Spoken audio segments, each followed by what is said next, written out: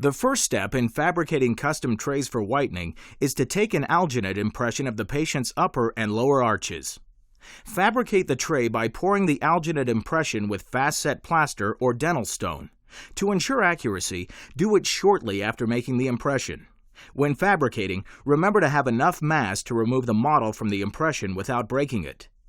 Trim the base of the cast parallel to the occlusal table plane on a model trimmer to within a few millimeters of the gingival margin for ease of manipulation. Note that the palate and tongue areas are removed.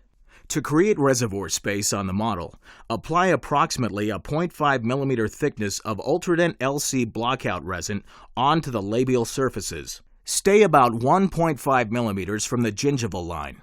Do not extend to the incisal edges and the occlusal surfaces. This prevents the margin of the tray from opening upon biting and/or impinging on soft tissues.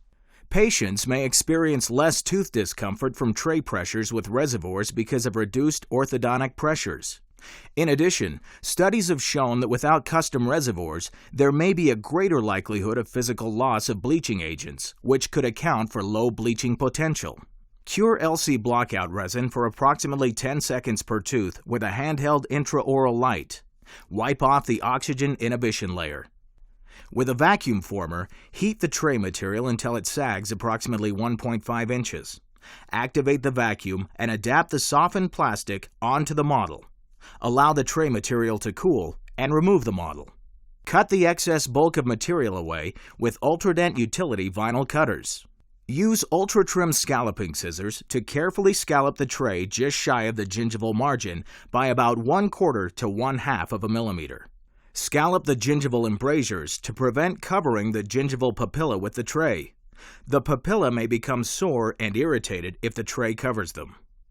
Return the tray to the model. Check all tray extensions. Gently flame polish the edges, one quadrant at a time.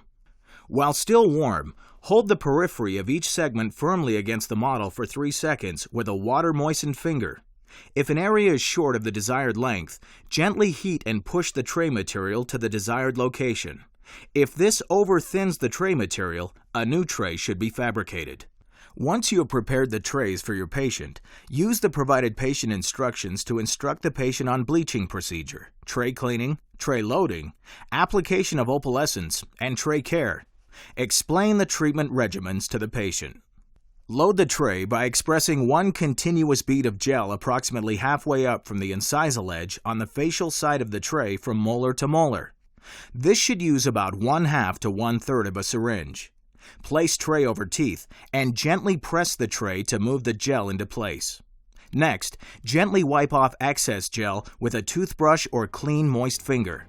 The patient will leave the tray in for a period of time recommended by the dentist. Be certain to read the product instructions, warnings, and information for the patient contained in the package, and advise the patient accordingly.